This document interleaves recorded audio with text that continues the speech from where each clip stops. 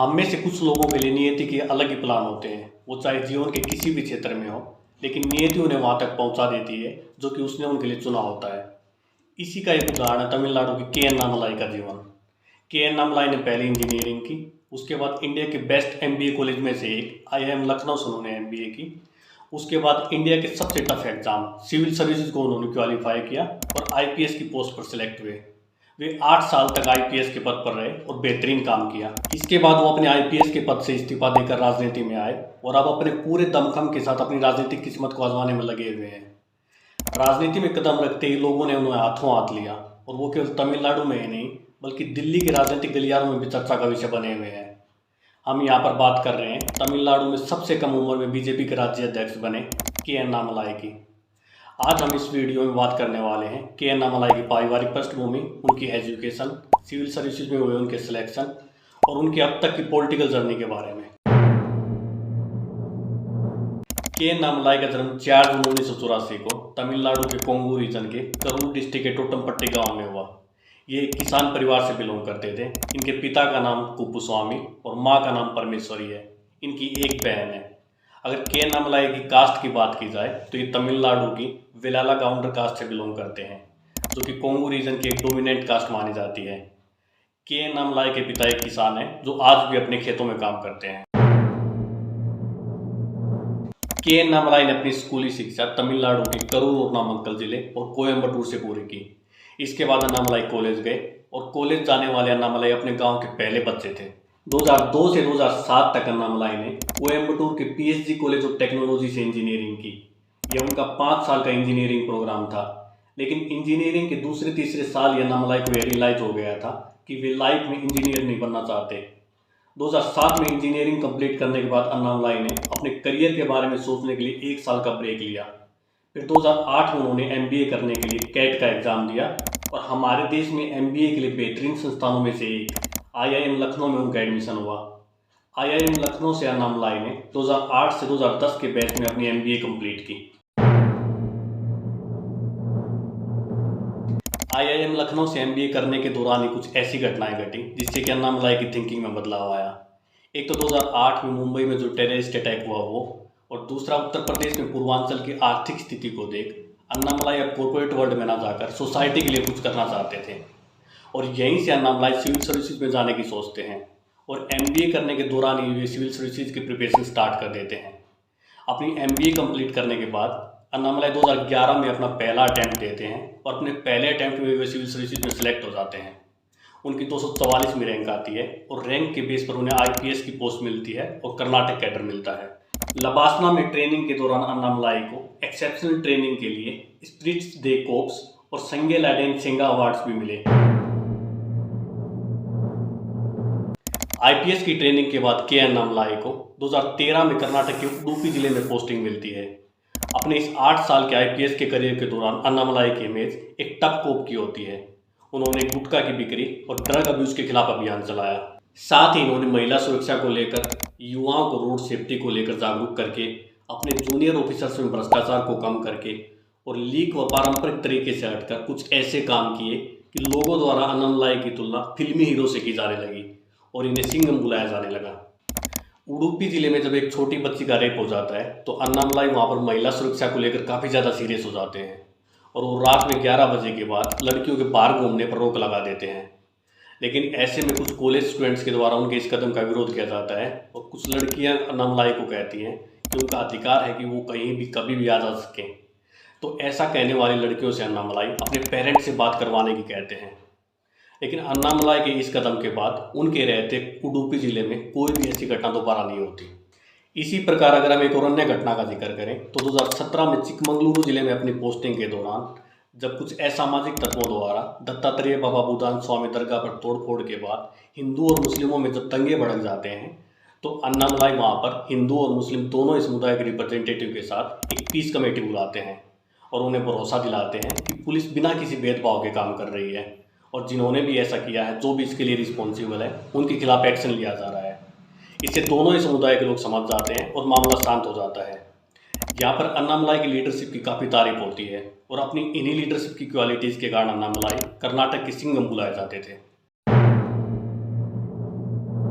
इन सब बातों के अलावा अगर हम अन्नामलाई की आईपीएस के तौर पर पोस्टिंग की बात करें तो सितंबर 2013 में आईपीएस की ट्रेनिंग होने के बाद अन्नामलाई को उडुपी जिले में करकला सब डिवीज़न में असिस्टेंट सुपरिटेंडेंट ऑफ पुलिस के तौर पर अपनी पहली पोस्टिंग मिली। इसके बाद जनवरी 2015 में उनका प्रमोशन होता है और वो उडुपी जिले के एसपी बनते हैं। फिर अगस्त 2016 में इनका ट्रांसफ़र हो जाता है और ये चिकमंगलुरु जिले के एसपी बन जाते हैं। अन्नामलाई अक्टूबर 2018 तक चिकमंगलुरु जिले में ही रहते हैं और फिर अक्टूबर 2018 में उनका प्रमोशन होता है और वे बेंगलुरु साउथ के deputy commissioner of police appoint होते हैं। बेंगलुरु साउथ के डिप्टी कमिश्नर रहते हुए के अन्नामलाई ने सितंबर 2019 में अपनी आईपीएस की जॉब से रिजाइन कर दिया और यहाँ पर अन्नामलाई के 8 साल के आईपीएस के करियर की समाप्ति होती है। उडुपी जिले में अपनी पोस्टिंग के दौरान के अन्नामलाई ने कुछ रिलीजियस स्कॉलर्स की हेल्प से कुरान और हदीस का अध्ययन भी किया, क्योंकि अन्नामलाई का ऐसा मानना था कि हर किसी के द्वारा इन धार्मिक ग्रंथों को अपने अपने हिसाब से इंटरप्रेट किया जा रहा है और बहुत सारे लोगों के द्वारा तो इन्हें मिस इंटरप्रेट किया जा रहा है। इसलिए के अन्नामलाई ने खुद से इन धार्मिक ग्रंथों का अध्ययन किया।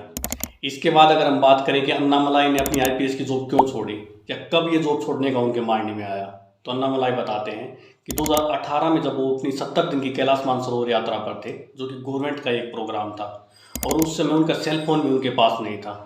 उस यात्रा के दौरान उन्हें अपने फ्यूचर के बारे में खुलकर सोचने का मौका मिला और इस यात्रा से वापस लौटकर अन्नामलाई ने अपने आईपीएस की जॉब से रिजाइन करने का डिसाइड किया। अन्नामलाई ने अपने आईपीएस ऑफिसर के तौर पर एक्सपीरियंसेस को लोगों के साथ शेयर करने के लिए स्टेपिंग बियॉन्ड खाकी नाम से एक पुस्तक भी लिखी है।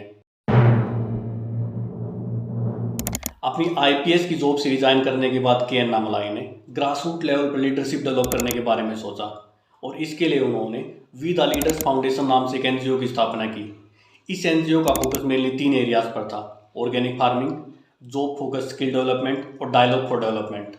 इसके अलावा अन्नामलाई एक leadership development company core inc के अपनी वाइफ के साथ को फाउंडर भी हैं। के अन्नामलाई की शादी 2018 में अकीला स्वामीनाथन से हुई और इन दोनों के एक लड़का है। अकीला स्वामीनाथन ने भी कोयम्बटूर के पीएसजी कॉलेज ऑफ टेक्नोलॉजी से इंजीनियरिंग की और उसके बाद उन्होंने top MNCs like HP, Aditya Birla group जैसी कंपनियों में जॉब की। अकीला स्वामीनाथन एक एंटरप्रेन्योर और लाइफ कोच हैं। अकीला एक leadership development company core inc, जो कि बेंगलोर में लोकेटेड है, उसकी को फाउंडर भी हैं। इसके अलावा अकीला एक एक्टिव ब्लॉगर भी हैं जो कि अनेक मुद्दों पर लिखती रहती हैं। अकीला इंग्लिश, तमिल, मलयालम, जर्मन और कन्नड़ इन 5 भाषाओं में फ्लुएंटली कम्युनिकेट कर सकती हैं। जब सितंबर 2019 में अन्नामलाई ने अपनी आईपीएस की जॉब से रिजाइन किया, तभी यह लगभग क्लियर हो गया था कि वे राजनीति में आएंगे, लेकिन 1 साल तक उन्होंने चीज़ों को बाहर से ही देखा और जल्दबाजी में कोई फैसला नहीं लिया। लेकिन इसके लगभग 1 साल बाद अगस्त 2020 में अन्नामलाई ने भारतीय जनता पार्टी को ज्वाइन किया और तमिलनाडु बीजेपी में वे हाईएस्ट रैंक की ओर बढ़े। एआईएडीएमके को कमज़ोर होते देख बीजेपी तमिलनाडु में अपने पैर जमाना चाहती थी और जब उन्होंने देखा कि अन्नामलाई तमिलनाडु के युवाओं को अपनी तरफ अट्रैक्ट कर रहे हैं, तो बीजेपी ने अन्नामलाई को पार्टी ज्वाइन करने के 1 साल के अंदर ही तमिलनाडु बीजेपी का प्रेसिडेंट अपॉइंट कर दिया। इस प्रकार के अन्नामलाई 37 साल की उम्र में तमिलनाडु बीजेपी के यंगेस्ट प्रेसिडेंट बने। अन्नामलाई की यह उपलब्धि और भी महत्वपूर्ण इसलिए हो जाती है क्योंकि पार्टी ज्वाइन करने के 1 साल के अंदर ही वे इस रैंक तक पहुंच गए थे। इसके बाद साल 2021 में जब तमिलनाडु में राज्य विधानसभा के चुनाव होते हैं, तो उन चुनावों में अन्नामलाई अपनी होम डिस्ट्रिक्ट में अरवाकुरिची विधानसभा क्षेत्र से चुनाव लड़ते हैं और काफ़ी एग्रेसिवली चुनाव प्रचार करते हैं और साथ ही एआईएडीएमके का भी इन्हें सपोर्ट था। लेकिन इसके बावजूद अन्नामलाई इन चुनावों में डीएमके के आर इलेंगो से 24,000 से भी ज़्यादा के अंतर से हार जाते हैं। इस हार के बाद भी बीजेपी की सेंट्रल लीडरशिप का अन्नामलाई पर भरोसा कायम रहता है और वो बीजेपी के स्टेट प्रेसिडेंट बने रहते हैं। लेकिन अन्नामलाई के रहते एआईएडीएमके और बीजेपी का समझौता ज़्यादा लंबे समय तक नहीं चल पाता है। 2023 तक तो इन दोनों का समझौता चलता रहता है, लेकिन 2024 तक आते आते अन्नामलाई की कुछ स्टेटमेंट के कारण एआईएडीएमके और बीजेपी के बीच काफ़ी दूरियां आ गई थी और 2024 के लोकसभा चुनाव से कुछ महीने पहले एआईएडीएमके बीजेपी से अलग हो जाती है और इस प्रकार 2024 के लोकसभा चुनाव बीजेपी एआईएडीएमके से अलग स्टेट की कुछ छोटी छोटी पार्टियों के साथ मिलकर लड़ती है। के अन्नामलाई ने 2023 में राज्य में एन मन एन मक्कल यानी कि माई लैंड माई पीपल नाम से एक यात्रा भी की। उनकी इस राजनीतिक यात्रा से राज्य में उनकी पॉलिटिकल लाइफ में एक बड़ा सकारात्मक बदलाव आया। राज्य में लोगों के द्वारा उन्हें जाना जाने लगा और इस यात्रा के बाद यह माना जा रहा था कि 2024 के लोकसभा चुनाव में बीजेपी राज्य में अन्नामलाई के नेतृत्व में वोटों को सीटों में कन्वर्ट करेगी और राज्य में अपने पैर जमाएगी। दूसरी तरफ खुद अन्नामलाई भी इन 2024 के लोकसभा चुनाव में कोयम्बटूर सीट से चुनाव लड़ रहे थे और राजनीतिक विश्लेषकों का मानना था कि इस बार बीजेपी तमिलनाडु में अच्छा प्रदर्शन करेगी और अन्नामलाई भी अपनी सीट पर जीत दर्ज करेंगे। लेकिन 4 जून को आए चुनाव नतीजों में सब साफ हो गया। ना तो बीजेपी तमिलनाडु में अच्छा प्रदर्शन कर पाई और ना ही अन्नामलाई अपनी सीट पर जीत दर्ज कर पाए। अन्नामलाई डीएमके के कैंडिडेट से एक बड़े मार्जिन से चुनाव हार जाते हैं। लोकसभा चुनाव में इस निराशाजनक प्रदर्शन के बावजूद बीजेपी की सेंट्रल लीडरशिप का अन्नामलाई में भरोसा कायम रहता है और वो बीजेपी तमिलनाडु के स्टेट प्रेसिडेंट बने रहते हैं। लोकसभा चुनाव में हार के बाद अब तमिलनाडु में बीजेपी के अन्य लीडर्स और एआईडीएमके के लीडर्स के द्वारा एआईडीएमके और बीजेपी के गठबंधन टूटने का जिम्मेदार अन्नामलाई को माना जा रहा है। बावजूद इसके अन्नामलाई तमिलनाडु बीजेपी के अध्यक्ष बने रहेंगे। अभी कुछ महीने पहले ही अन्नामलाई ने ऑक्सफोर्ड यूनिवर्सिटी में Chevening Gurukul fellowship for leadership and excellence programme के लिए अप्लाई किया था, जिसे कि एक्सेप्ट कर लिया गया है। इस फेलोशिप के तहत के अन्नामलाई मिड सितंबर से दिसंबर तक इंग्लैंड में रहेंगे। इसके कारण कुछ लोगों के द्वारा कयास लगाए जा रहे थे कि इस ब्रेक के कारण अन्नामलाई को तमिलनाडु में बीजेपी स्टेट प्रेसिडेंट के पद से हटा दिया जाएगा, लेकिन शायद ऐसा नहीं होगा और अन्नामलाई तमिलनाडु में स्टेट बीजेपी प्रेसिडेंट बने रहेंगे। कच्चातीपू आइलैंड भारत और श्रीलंका के बीच एक छोटा सा आइलैंड है, जिसे कि 1974 में भारत सरकार द्वारा मैरीटाइम एग्रीमेंट के तहत श्रीलंका को दे दिया गया था। लेकिन अभी हाल ही में 2024 के लोकसभा चुनाव से कुछ दिन पहले तमिलनाडु में स्टेट बीजेपी प्रेसिडेंट के अन्नामलाई ने मामला उठाया कि उस समय की कांग्रेस सरकार ने एक तरफा एग्रीमेंट के तहत कच्चातीपू आइलैंड को श्रीलंका को दे दिया था और उस समय की तमिलनाडु की डीएमके सरकार को इसके बारे में जानकारी थी। साथ ही अन्नामलाई ने यह भी कहा कि तमिलनाडु के फिशरमैन के साथ अन्याय हुआ है और केंद्र में बीजेपी सरकार इस आइलैंड को श्रीलंका से वापस लेने की ट्राई कर रही है। हमारे पीएम मोदी जी और external affair minister S Jaishankar ने भी अन्नामलाई की इस बात का समर्थन किया। उनकी इस तरह की स्टेटमेंट्स के बाद श्रीलंका के कुछ मिनिस्टर्स का भी बयान आया। बेशक से चाहिए यह सब चुनाव में एडवांटेज लेने के लिए किया गया हो, लेकिन इस इश्यू ने एक ऐसी कंट्रोवर्सी को जन्म दिया जिससे कि हमारे पड़ोसी देश श्रीलंका के साथ रिश्ते खराब हो सकते थे। 2022 में एक यूट्यूब चैनल को दिए अपने एक इंटरव्यू में के अन्नामलाई ने कहा था कि एक क्रिश्चियन मिशनरी ने दिवाली पर पटाखे जलाने के खिलाफ सुप्रीम कोर्ट में पिटीशन फाइल की थी। उनके इस बयान के कारण अन्नामलाई पर क्रिश्चियन कम्युनिटी के खिलाफ हेट स्पीच का मामला हुआ और मद्रास हाई कोर्ट ने के अन्नामलाई के खिलाफ क्रिमिनल प्रोसीडिंग स्टार्ट करने की परमिशन दी। हालांकि सुप्रीम कोर्ट द्वारा अन्नामलाई के खिलाफ क्रिमिनल प्रोसीडिंग पर सितंबर तक रोक लगा दी गई थी। के अन्नामलाई ने अभी हाल ही में लोकसभा चुनाव के दौरान कहा था कि जयललिता एक हिंदुत्ववादी लीडर थी। इसके पीछे अन्नामलाई तर्क देते हैं कि एक तो बीजेपी से बाहर जयललिता अकेली ऐसी लीडर थी जिन्होंने कि अयोध्या में राम मंदिर के बनने का सपोर्ट किया था। दूसरा, जयललिता ने 2002-03 में एंटी कन्वर्जन बिल को पास किया था। तीसरा, जयललिता ने तमिलनाडु में अनेक मंदिरों को रिवाइव किया था और बड़े बड़े मंदिरों को हाथी गिफ्ट में दिए थे। अन्नामलाई कहते हैं कि 1984 में जयललिता ने राज्यसभा के मेंबर के तौर पर जम्मू कश्मीर से आर्टिकल 370 को हटाने का सपोर्ट किया था। साथ ही जयललिता ने 2003 में यूनिफॉर्म सिविल कोड का समर्थन भी किया था। अन्नामलाई यह भी कहते हैं कि अगर इस समय जयललिता जिंदा होती तो वो सबसे पहले अयोध्या में बने राम मंदिर की यात्रा करती। लेकिन साथ ही अन्नामलाई यह भी कहते हैं कि वर्तमान समय की एआईडीएमके जयललिता की थिंकिंग और विचारधारा से काफ़ी दूर चली गई है। वो कहते हैं कि इस समय तमिलनाडु के हिंदू एज ए ग्रुप अगर किसी पार्टी की ओर देख रहे हैं जो कि उनके मंदिरों की रक्षा करेगी तो वह बीजेपी है। अन्नामलाई जयललिता को हिंदुत्ववादी बताकर और यह सब कहकर एआईडीएमके के वोट बैंक में सेंध मारने की कोशिश कर रहे हैं। दूसरी तरफ पॉलिटिकल एनालिस्ट का कहना है कि जयललिता को हिंदुत्ववादी लीडर कहना सही नहीं है, क्योंकि उन्होंने हार्डकोर हिंदुत्व आइडियोलॉजी को कभी नहीं अपनाया। पॉलिटिकल एनालिस्ट थारोसु श्याम का कहना है कि जयललिता को हिंदुत्ववादी लीडर ना कहने के पीछे अनेक रीजन है। पहला, जब 1998 में जयललिता ने केंद्र में बीजेपी के साथ समझौता किया, तब जयललिता ने बीजेपी को अयोध्या में राम मंदिर जैसे मुद्दों को 20 साल के लिए बैक बर्नर में रखने को कहा, जो दिखाता है कि यह अलायंस आइडियोलॉजी बेस्ड नहीं था, बल्कि यह सिर्फ इलेक्टोरल अलायंस था। दूसरा, बाद में जयललिता ने एक पॉइंट पर डिक्लेयर भी किया कि एआईएडीएमके कभी भी बीजेपी के साथ अलायंस नहीं करेगी और वो अंत तक अपने इस फैसले पर कायम रही। यहाँ तक कि नरेंद्र मोदी ने उन्हें पर्सनली कॉल भी किया, लेकिन फिर भी जयललिता ने अपना फैसला नहीं बदला। वहीं पूर्व एआईडीएमके मिनिस्टर डी जयकुमार कहते हैं कि जयललिता हमेशा से राम जन्मभूमि को लेकर न्यूट्रल थी और इससे रिलेटेड उन्होंने जयललिता का एक वीडियो भी शेयर किया साथ ही जयकुमार बताते हैं कि जब बाबरी मस्जिद के डिमोलिशन के बाद अनेक राज्यों में दंगे हो रहे थे, तब जयललिता ने इंश्योर किया कि तमिलनाडु में ऐसी कोई भी घटना ना हो। इसके अलावा जयललिता की काफ़ी क्लोज मानी जाने वाली वी.के. शशिकला ने कहा कि अन्नामलाई का जयललिता के बारे में यह सब कहना अन्नामलाई की इग्नोरेंस को दिखाता है। वो कहती हैं कि जयललिता कास्ट और रिलीजन से परे एक ऐसी लीडर थी जिसकी सभी रिस्पेक्ट करते थे। वो भगवान में विश्वास जरूर करती थी, लेकिन उनका कोई रिलीजियस फेथ नहीं था और वो सभी धर्मों के लोगों को इक्वली ट्रीट करती थी।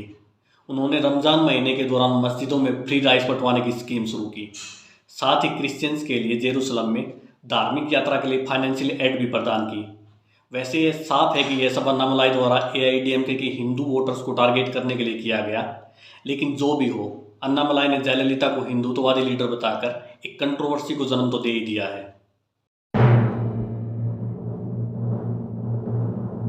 2019 के लोकसभा चुनाव और 2021 के तमिलनाडु विधानसभा चुनाव AIADMK और बीजेपी ने एक साथ मिलकर लड़े थे और इस बार भी उम्मीद की जा रही थी कि 2024 के लोकसभा चुनाव में ये दोनों पार्टियां एक साथ मिलकर लड़ेंगी।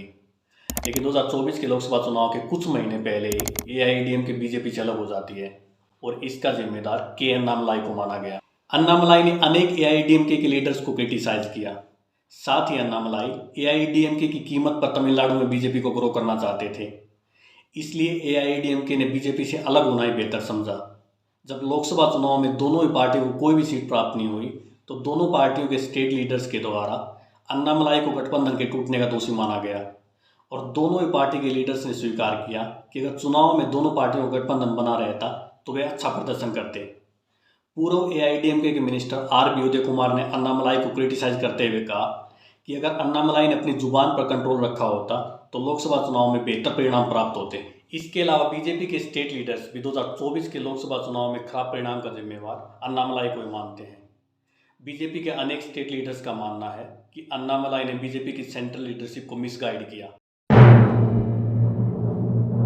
अन्नामलाई के अब तक के करियर को देखें तो पता चलता है कि उन्होंने जिस क्षेत्र में भी प्रवेश किया है उस क्षेत्र में उन्होंने सफलता प्राप्त की है। हालांकि पॉलिटिक्स के क्षेत्र में उन्हें अब तक की ऐसी कोई खास सफलता प्राप्त नहीं हुई है, लेकिन इसके बावजूद अन्नामलाई तमिलनाडु के अकेले ऐसे पॉलिटिकल लीडर हैं जिसकी कि नॉर्थ इंडिया में इतनी चर्चा है। देश के युवाओं, विशेषकर तमिलनाडु के युवाओं के बीच वो काफ़ी फेमस हैं। इतने कम समय में उनकी इतनी ज़्यादा पॉपुलैरिटी को देखकर लगता है कि आज नहीं तो कल उन्हें पॉलिटिकल करियर में भी सफलता मिलेगी। लेकिन एक चीज़ जो इनको बिल्कुल सूट नहीं करती वह है इनके मुंह से धार्मिक बातें। इनका IPS करियर भी बिल्कुल बेदाग रहा है। यहाँ तक कि इन्होंने मुस्लिम ग्रंथों का अध्ययन भी किया और दोनों धर्मों, हिंदू व मुस्लिम के लोगों के बीच समझौता भी करवाया और दोनों धर्मों के लोगों ने इन पर विश्वास भी किया। लेकिन अब बीजेपी ज्वाइन करने के बाद अन्नामलाई हिंदुत्व की बातें करने लगे हैं। मेरे जैसे आम लोगों के लिए समझ से परे है कि कैसे कुछ वोटों या सीटों के लालच में एक एजुकेटेड, सक्सेसफुल और समझदार व्यक्ति धार्मिक मुद्दों पर आ जाता है। एक और अन्य ड्रॉबैक जो उनकी पॉलिटिक्स में दिखाई देता है वह है अन्नामलाई का राजनीति में आने के बाद भी IPS वाली अप्रोच रखना। वे अपनी पार्टी के सीनियर और जूनियर लीडर्स को साथ लेकर चलने के बजाय अकेले चलना ज़्यादा पसंद करते हैं। अगर वो राजनीति में दूर तक जाना चाहते हैं तो उन्हें अपनी इस अप्रोच को बदलना होगा। इन सब से परे के अन्नामलाई एक काबिल और सुलझे हुए इंसान मालूम होते हैं और वो राजनीति के एक लंबे रेस के घोड़े के समान लगते हैं।